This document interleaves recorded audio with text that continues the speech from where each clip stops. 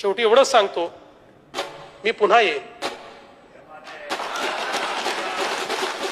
मी पुन्हा येईन याच निर्धारानं, याच भूमिकेत, याच ठिकाणी नव महाराष्ट्राच्या निर्मितीसाठी.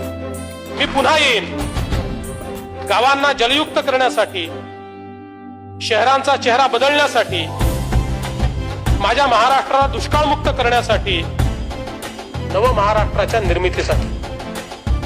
मी पुन्हा येईन माझ्या युवा मित्रांना अधिक सक्षम बनवण्यासाठी, माझ्या बळीराजाचे हात बळकट करण्यासाठी, नव महाराष्ट्राच्या निर्मितीसाठी. मी पुन्हा येईन याच निर्धारानं, याच भूमिकेत, याच ठिकाणी प्रत्येक व्यक्तीची साथ घेत, त्याचा हात हातात घेत, माझ्या महाराष्ट्राला एक नवीन रूप देण्यासाठी, नव महाराष्ट्राच्या निर्मितीसाठी मी पुन्हा येईन.